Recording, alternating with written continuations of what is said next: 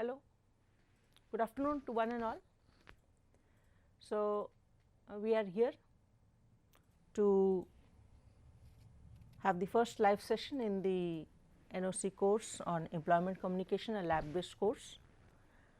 So, I welcome you to this live session in January 2020 rerun of the course employment communication, a lab based course, and with me is the TA for the course, Mr. Deepesh Raj, a student of Aerospace Engineering Department in IIT Kharagpur. So, I would first of all like to begin with the questions which have been generated in the Google Sheet, which was circulated among all of you some weeks back by NPTEL. So, here we have the first student, who is Lakita N, and she has a question that assignment 3 clarification on question number 9, 2 and 17.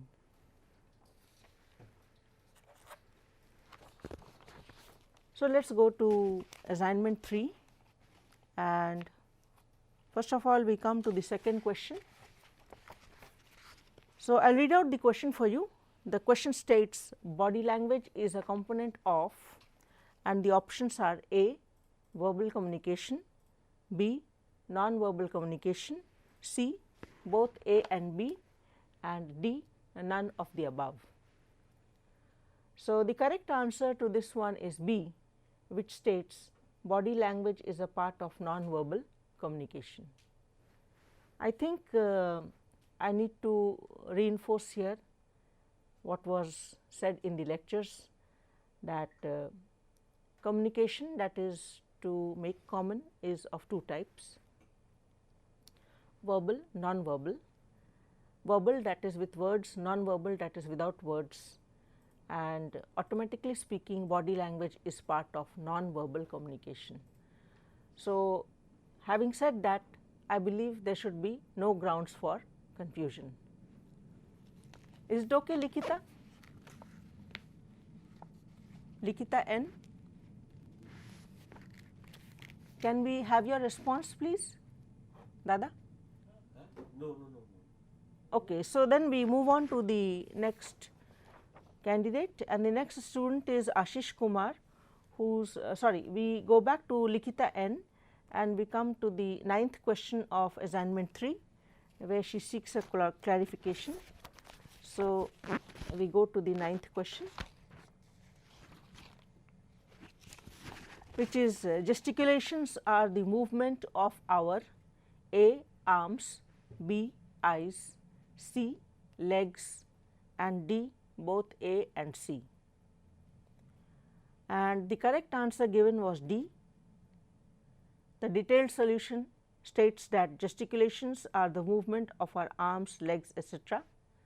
So, I would like to apologize here for one typo, and it is arms and hands, not arms and legs. So, going by that typo, which was of course a human error, because all of us are human after all, is the right answer for question 9 in assignment 3 is A only and not D, because A is arms. By gesticulation we mean movements of arms and hands, legs are nowhere involved. B is eyes, C is legs, D is both A and C, that is arms and legs, which is wrong. The correct answer is A and A only, which is arms, because gesticulations are movements of hands and arms. So, we will see what is to be done about an incorrect answer. Despite our best efforts, element of human error is there always, and I hope that you will forgive this lapse, minimum lapse on our part. So, we go to the 12th question of assignment 3 raised by Lakita N. And in the 12th question, the question goes like this: regarding listening and hearing, which of the following is correct? Question mark. A, hearing dash involuntary physiological process by which we process sound. B, listening hyphen deliberate psychological process by which we receive, understand and retain oral stimuli, and C, both A and B are incorrect. Option D states both A and B are correct. The correct answer was D, and if we go by the contents of D, D states both A and B are correct. In the reverse mode, if we go back, then A is hearing, involuntary physiological process by which we process sound, and B listening, deliberate, that is voluntary psychological process by which we receive, understand and retain oral stimuli. So, if you refer the lecture slide, this is what was stated, and therefore, the correct answer is D. There is no two things to be said about that. It is the right answer, and there is no further clarification which can be given, because there is no ground for confusion. I think you just have to look at the idea of hearing being involuntary, that is not deliberate or not conscious, and you have to think about listening as something which is deliberate, conscious or voluntary. And if you are able to keep this in mind, then by the by you would be able to understand the correctness of the solution which has been provided to you. That is D, both A and B are correct. A, hearing, I state it once again for your knowledge and so that you can note it down. Also keeping in mind the limitations of a live session across distances and not face to face as in a common classroom. So, A, hearing is involuntary physiological process by which we process sound. Physiological, that is involved with physiology. God has given us ears. Ears are the external organs by which we are able to process the sound stimulus. And if you come to B, B is a deliberate psychological process by which we receive, understand and retain oral stimuli, is the definition of listening. And this is also right, it is a psychological process. It has to do with you, your mind, and how you commit yourself to effective listening, empathetic listening, and your idea that whatever you hear or listen to, you will be able to understand and retain it in its correct sense as the other, the speaker, meant it to be. So, that is over with the 3 doubts of Lakita N, and then we come to the next student who is Ashish Kumar, and Ashish Kumar raises this query: what are the subsequences of the course in my engineering progress? So, I believe that there is a typo there. I think you mean what are the consequences of doing this course for my engineering career. I think you mean like that, and I believe that we have understood each other. When I rephrase your question, as I said in one of the lectures, I do not remember exactly which lecture, but one of the ways to check whether you have heard or understood the speaker correctly is to rephrase the words of the question. So, if the question is not very clear to me, I was just going through this the other day when I got this Google Sheet, filled up Google Sheet by queries from the students enrolled in the course on employment communication, a lab based course. So, Ashish Kumar asks, what are the subsequences of the course in my engineering progress, and I believe you want to know what are the consequences. I think you mean rather what are the benefits of doing this course for your engineering career.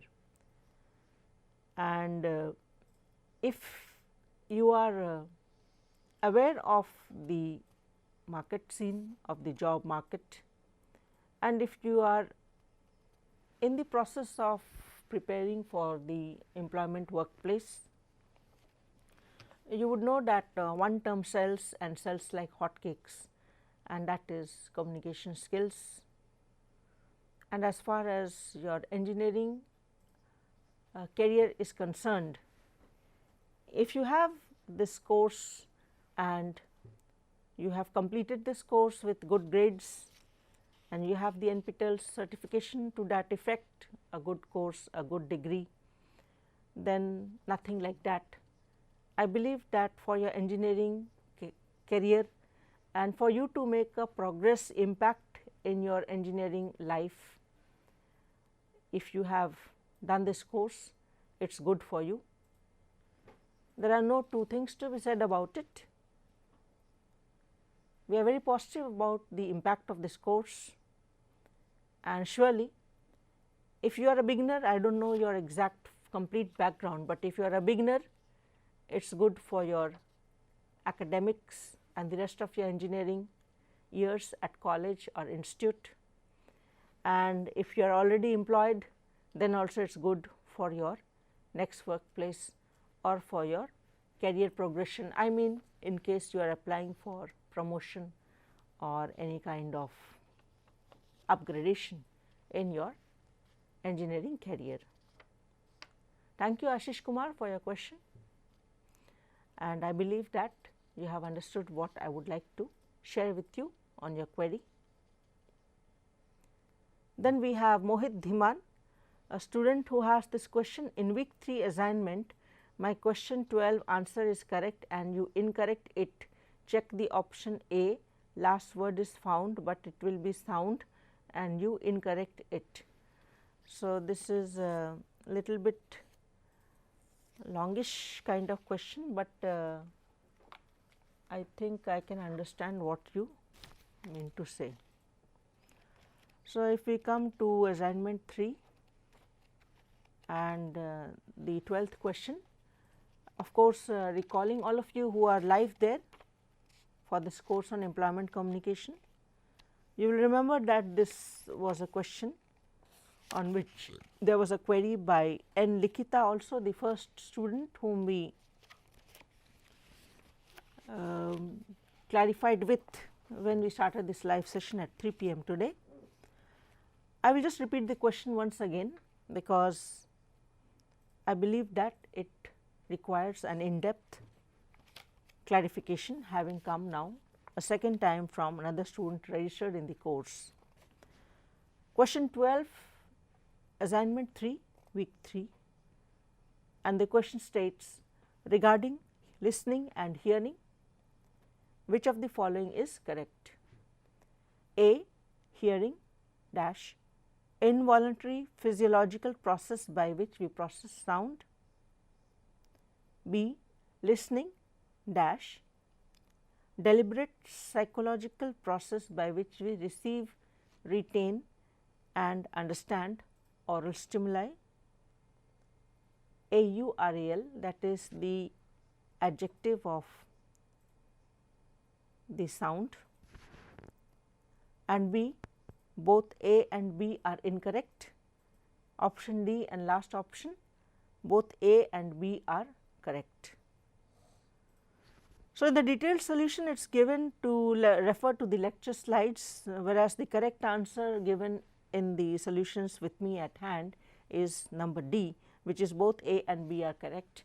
A and B, if you just go through your assignment, that is the third one, question 12, A and B are short definitions, working definitions of hearing and listening. The only difference between hearing and listening is that one is involuntary, one is voluntary. You can understand that hearing is involuntary. There is nothing to be done. You have been given or granted or gifted with these ears by the ultimate, the creator. It is a good gift. I think we should thank God for it. And by default, anything which is related to sound, anything which is related to audition or hearing, any sound as such is bound to enter through this orifice, through this hole. If you Remember, I did say in my lecture that if you have any memory of your class 9-10 biology and the idea of human hearing, the cross section of the internal ear is a tunnel like structure which is going to a certain point which has to do with the sense of hearing. And you remember that your biology teacher must have told you that this tubular circular structure going from broad to narrow and coming down reducing to one point is devised, or it's the construction of the inner ear is such that it is meant to retain maximum of the sounds which enter through this orifice or the hole. So, we come back to the definition involuntary. Even if you put cotton in your ears like you do when you do not want your ears to pop when you are in a flight going up or descending on the airstrip, even if you are showing your anger or your impatience by putting some cotton and overtly expressly showing to the other that you are not interested in what he or she is saying, and so you are putting cotton or cloth or paper in your ears. The idea is sound is bound to enter because it is not under your volition, VOLITION. It is not under your control whether to hear or not to hear. In the same breath, we can say that listening is voluntary, because you might be hearing, you might be hearing everything which is entering through the ears, but if they are not making an impact, if you are an ineffective listener, if you have mentally built up walls against the speaker, or if you are simply not interested in what is being said, then nothing can make you listen, because listening is psychological. Again, if you go to the definition of listening, deliberate. So, you have to consciously apply your effort to be an active listener, to be empathetic, and if you do not try to be an effective listener, by default you will be a bad listener. You will just be hearing, you will be processing the sound, but they will not make meaning to you. To make meaning to you, to have impact on you, to make you do something about it or to retain it or to understand what is being said or what you heard from the other, you must be deliberately psychologically involved in the entire process. If you are not involved, if you are by volition, by choice, by willpower, if you are simply having a blank face and showing as if you are listening, but you are only hearing and not exactly listening, that is why the difference between hearing and listening creeps in. Hearing is involuntary, physiological, that is to do with your physiognomy, the body, the structure of the body as such, with the human ear as an important part of it, and the other is listening is deliberate, that is voluntary, of your own volition, of your own willpower and choice, deliberate psychological process. It has to do with your brain and your mind and your thoughts and your mood and your inclination and your attitude. If you want to listen, you will listen. If you do not want to listen, you will simply hear. You will not receive, you will not understand, and you will not retain oral stimuli. So, the answer is D, both A and B are correct, and I have given I suppose enough clarification and developed upon the issue raised by Lakita N, the first student. So, Mohit Dhiman, I suppose that you are now satisfied with this detailed solution provided you in this live session. Then we come to Shashi Raj, student number 4, Shashi Raj, who has the question, ma'am, mainly problem occurred due to vocabulary. So, I believe what you are trying to tell me is that you would like to increase your vocabulary, or either you are trying to tell me that my words or the transcript of my lectures are not understood by you.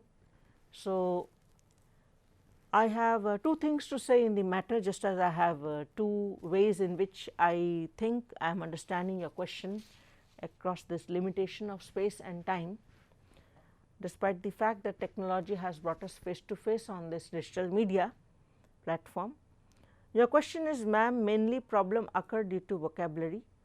So, either it is your feeling that you have to increase your vocabulary or improve upon your vocabulary, or either you mean to tell me that my words or my language or my way of delivering the lecture or my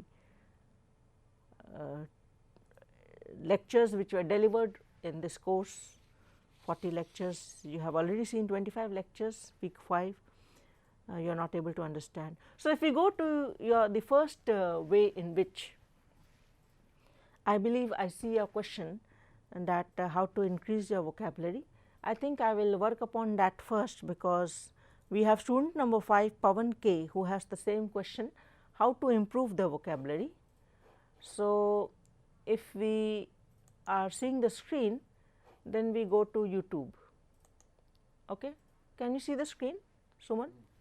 If we are going to the screen, then we just all of us we just go to YouTube and see the screen, and in the screen we have this search barrier on search bar, sorry, the search bar on YouTube. And in these days of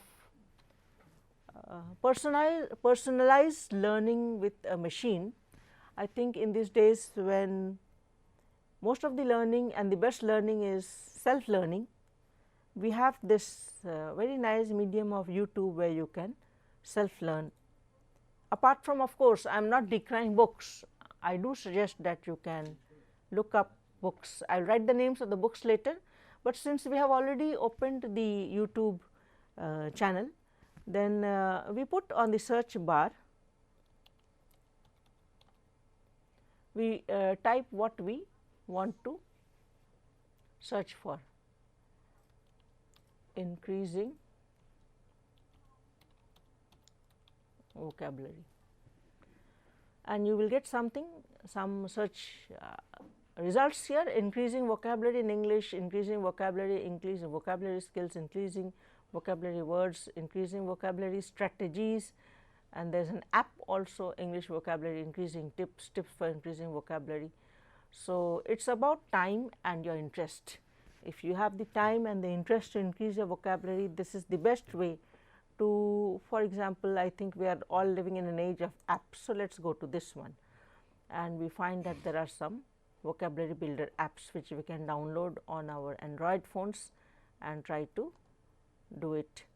In our old days, you know, in our old days when we were young, we were taught some ways to increase our vocabulary, and that was to pick up a hard copy thick dictionary, Oxford or Cambridge dictionary, or to pick up the opposite of a dictionary, which is a thesaurus, which is a reverse dictionary, and to open any random page, take a word and copy it in a notebook or a diary, learn the meaning and write a sentence. Because when we compose a sentence using a new word which we want to add to our vocabulary, the point which I want to communicate to you, I want you to understand that in our old days when we were young, as you are now, we were insisted upon to do things in writing. And so, when we took a word from the dictionary and wrote it down, copied the meaning, and then we composed a sentence and showed it to the English teacher or some elder or some family friend, well wisher, to check the sentence for the correctness of the language, we did two things at the same time. First, we learned how to apply that new word in a sentence. Second, we learnt the basics of grammar, and third and most important is it of course added a word to our dictionary, it added a word to our vocabulary. In other words, it increased our vocabulary. But now that we are in generation X and the generation after you will be generation Y, and we are all born with the mobile and we are used to a life full of apps. I think we can look at this, and maybe not only did this idea of the app, but any of these first 2-3 videos. For example, if we search on increasing vocabulary in English and we look at the first 2-3 of them or first 5 of them, and we just try to copy that, we try to copy this practice, we try to make it part of our daily learning endeavor, and we try to increase our vocabulary by the most common methods and the high speed internet available to us in our present days and times. So, in one go I have in fact tackled the question or the queries raised by Shashi Raj ma'am, mainly problem occurred due to vocabulary, and the next is Pawan K, a student who has this question, how to improve the vocabulary. And if we come to the second way in which I thought I would be understanding the question raised by Shashi Raj, that ma'am, mainly problem occurred due to vocabulary, I think the second way in which I can try to understand your question is, maybe you are trying to say that you are not following the lectures because of the words I use, because of my English vocabulary, because of the way in which I carve out my sentences, because of the way in which I have designed my lectures, because of the way in which some lectures are 29 minutes, some are 44 minutes, some are 25 minutes, because of the way in which you might not be seeing a logic in the lecture or between two lectures.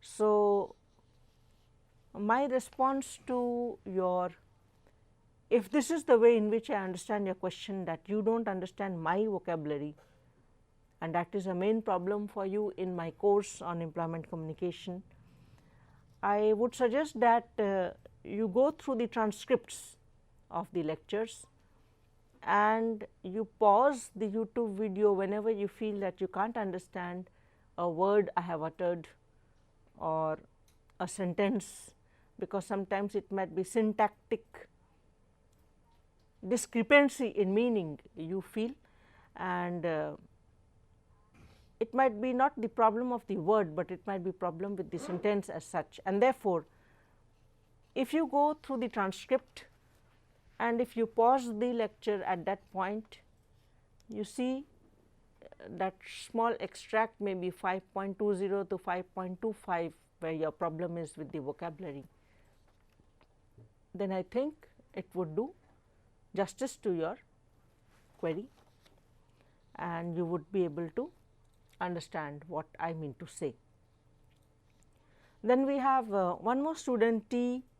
Vanlal Ropatpuya, T.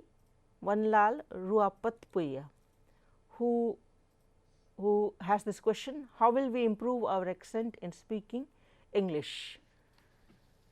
So, of course, this is not a specific part of the course, but anyway the point is that if, and of course not if but yet, this course is titled Employment Communication, a lab based course. When we think of preparing ourselves for employment at the workplace in the sense of communication, communicating in English, which is not our mother tongue, it is not our first language, then of course remember that more than writing nowadays, at least we are doing speaking. And of course, your first contact with your probable or your first employer or your next employer is your CV, which is your biodata in writing, which is of course not spoken English, but written English. But finally, when you come to the second phase of employment communication, which is group discussions, you are speaking in English, you are discussing on a topic in English. And the third phase of employment communication, which is interviews or personal interviews, you are again face to face with your probable head, with a board of interviewers or maybe those who matter to take you in for employment in your next workplace. So, when we speak English, there are three aspects of spoken English which matter as far as communication is concerned. And the first one is your question here, which is accent, or in other words stress. Now, if you have pen paper with you, I will ask you to write the definition of accent or stress. Please take down. Stress or accent, they are synonymous. Greater effort or longer utterance on a word in a syllable than others, comma, if any.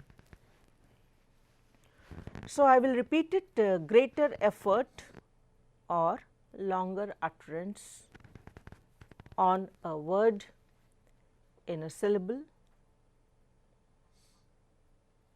than the next,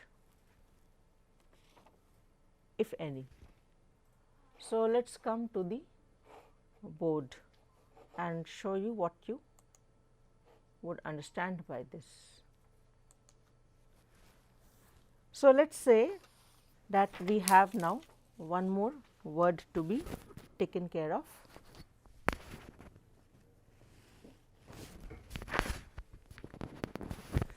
Okay, so we have this word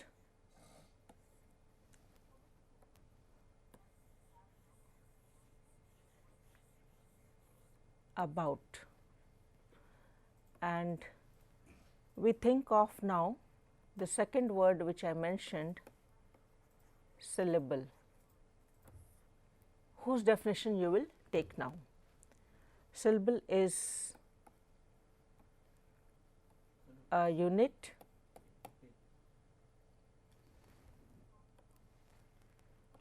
of a word which can be pronounced or uttered in a single intake and outtake of human breath. So, syllable is a unit of a word which can be pronounced or uttered in a single intake and outtake of human breath. So, in this word which is here about, we have two syllables, about. So, syllable 1 and syllable 2. But when we think about pronunciation, when we think about the three aspects of speaking English, whose first feature is accent, or in other words stress, second is rhythm, and third is intonation. Then the first one is in effect like this, about. We pronounce the word about as about. We do not pronounce it as about, because we are laying greater stress or emphasis on the second syllable and not on the first syllable. On the first syllable we have no accent as such, but on the second accent we are having greater effort or longer utterance. So, the correct speaking or pronunciation aspect of this small word about in English, which is disyllabic or which has two syllables, being a unit of a word which can be pronounced in a single intake and outtake of human breath, is about. So, for example, we say this lecture is about employment communication. We do not say this lecture is about employment communication, that is incorrect, but this is correct. So, I have used the cross to indicate unstress and the tick to indicate stress or accent. So, this is accented and this is not accented, the first syllable, the first part. We can also use the words, we can also use the symbols, this, sorry, we can use this for, we can use the crest for not accented and the trow for the accent. You must have heard of these two symbols in your chapter on sound in physics. So, these are some ways in which we have tried to communicate to you the idea of stress in disyllabic words. So, the question which T. Vanlal Rupatia asks is, how can we improve our accent in speaking English, is to work upon these three aspects. The first is accent, rhythm, intonation. If you go to the website of the British Broadcasting Corporation, again I will not tell you to Google on it or to find it in YouTube, but if you go through the old time audio lectures on BBC, BBC English, and how to increase your accent, how to improve your accent, you will find these three topics parts of any module on speaking English effectively. In that context, I would refer you to do the course by my esteemed colleague in the Department of Humanities and Social Sciences, Dr. Anjali Gera Roy, and she has a course, Dr. Anjali Gera Roy has a course on speaking effectively. So, I believe you would do well if you could also see the lectures of Professor Anjali Gera Roy's course on speaking effectively available on YouTube.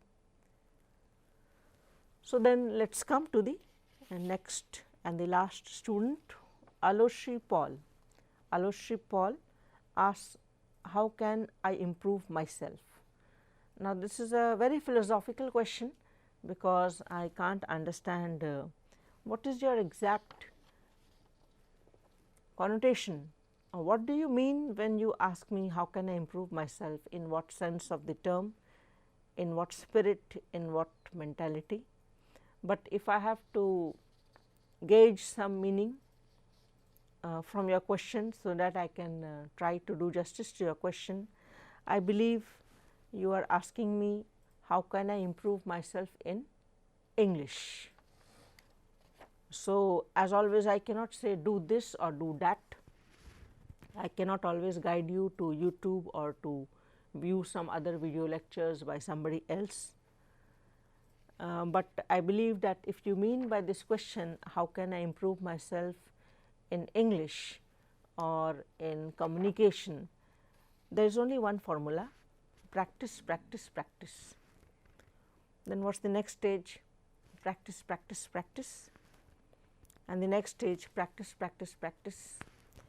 So, then you have the fourth stage, practice, practice, practice, until you understand that you have improved, and you will not ask this question again, because you know that you should not be insulting yourself, because of the old saying, practice makes perfect. So, there was the story about somebody telling a person, when this kind of question was asked, how do I do this? Then the teacher or the professor said that you must remember there are three components. The first component is 50%, you must be doing this, this, this. Then the second is say 30%, you must do after this 50%, you must do 25 or 30% of this, this, this. And then the student asked, then what is the remaining 5%? And the professor or the teacher said, remember that you have to do A and B. So, I am putting it in other words, I am saying that practice makes perfect. The more you practice, whether it is speaking English or writing English or increasing your communication skills, the more you can improve. So, that brings us to the end of the questions which were circulated in the Google sheet, and I think then we can go to some questions which were asked in the forums.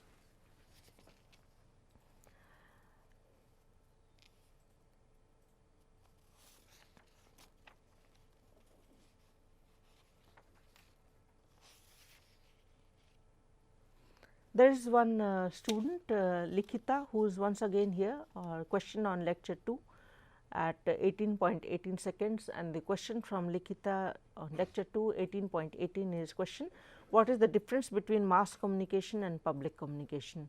So, mass communication is through a media meant to reach a mass or a huge number at one go. It may be radio, TV, so on and so forth.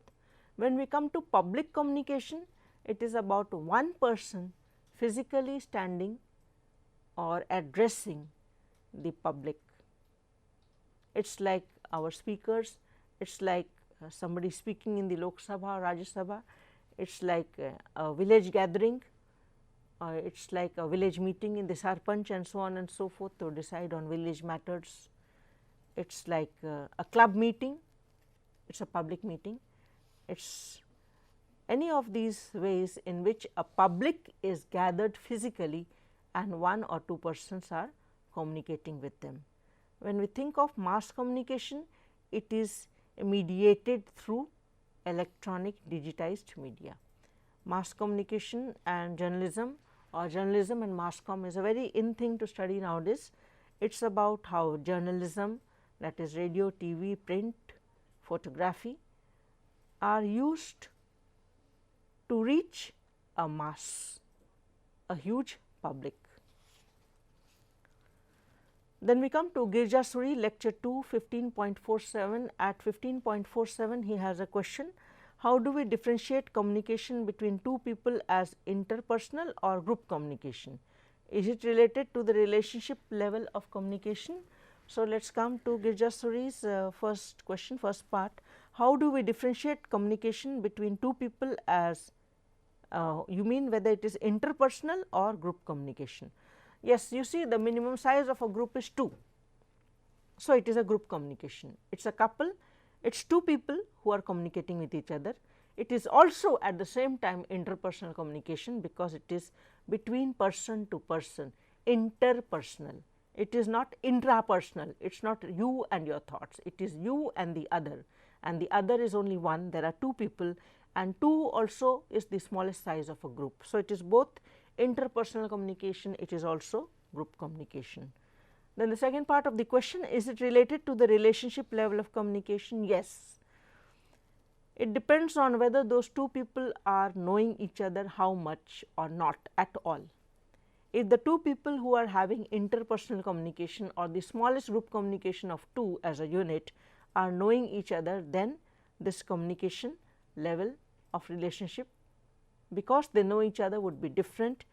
And if they are foreigners, if they are people who are meeting each other for the first time, the relationship level is low, because they are meeting each other for the first time. Clear?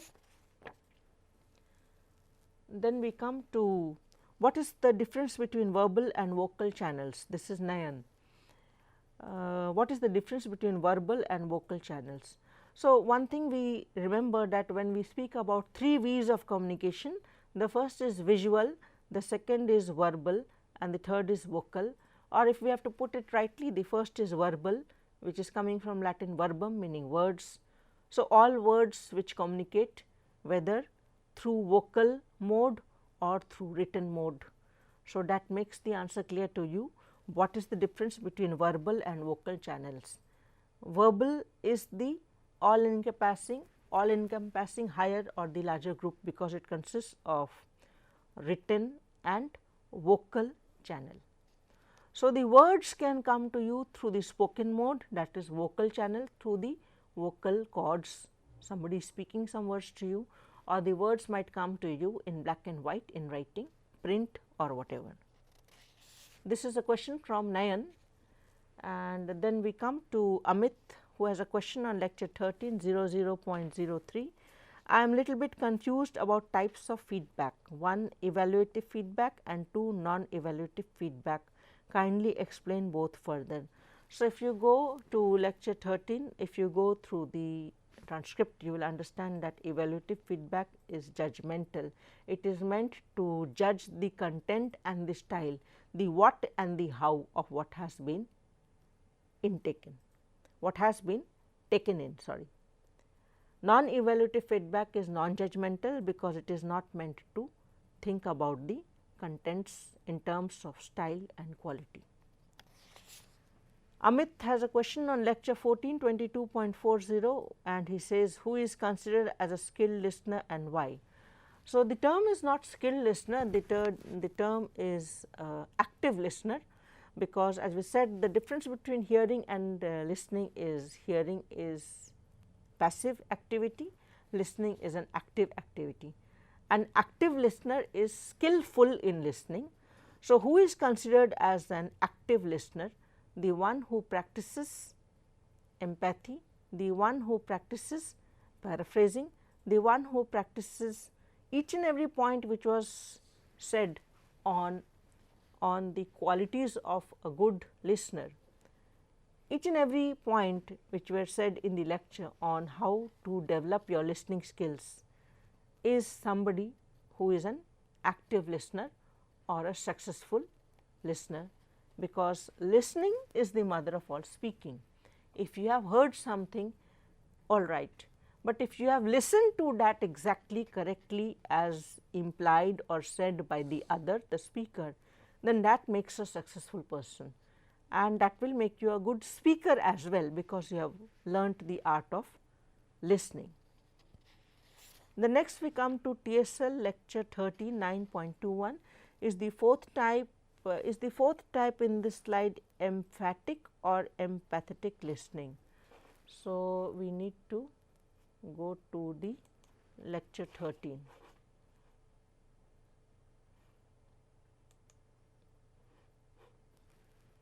So, let us go to lecture 13, which is listening skills introduction, and your query comes on 9.21. So, let us come to 9.21 in lecture 13. At 9.19 we have the types of listening: appreciative, comprehensive, critical and emphatic to understand feelings. At 9.21 এটা তো speaker নেই, আছে কি?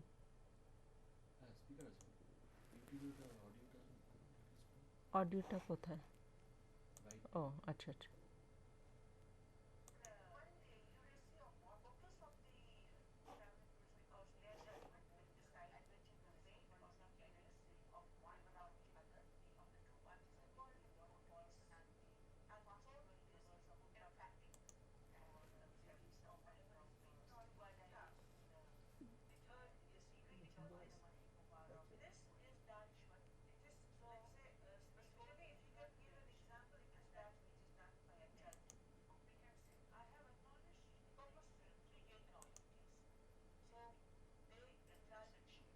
Your question is not understood by me, and so we will not be able to answer this question on lecture 13.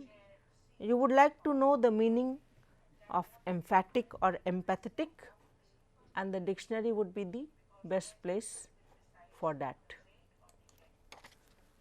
So, then we come to any more?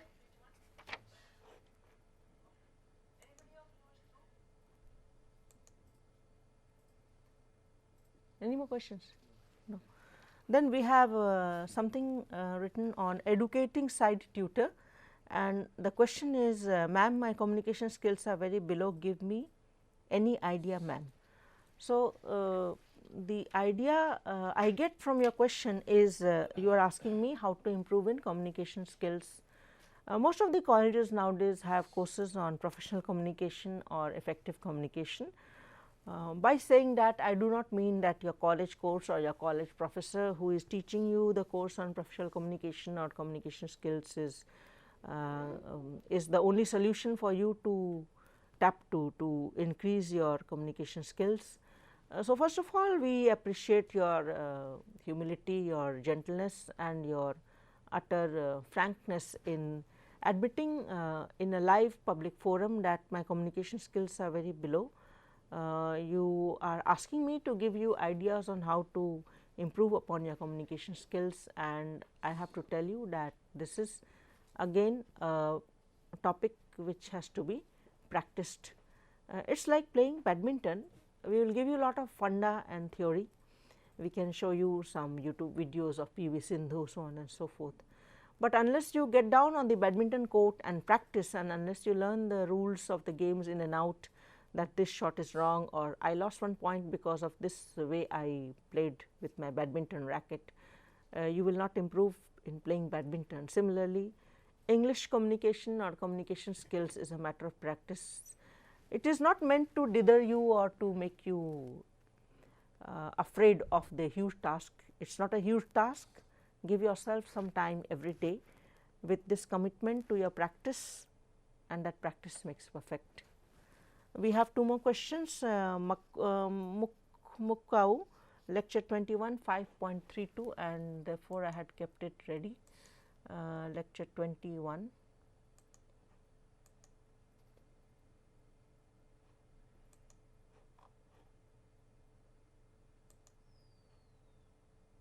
We first come to lecture 22 because that is already there, and 5.21. At point 5.21,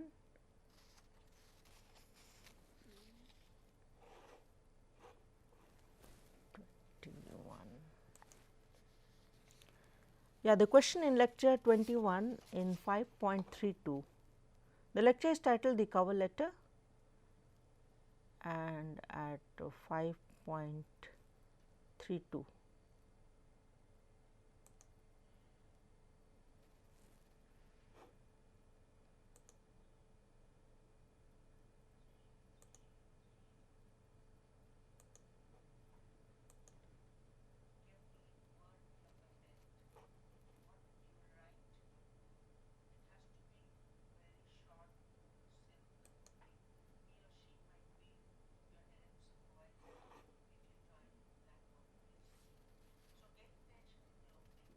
Okay, I got you.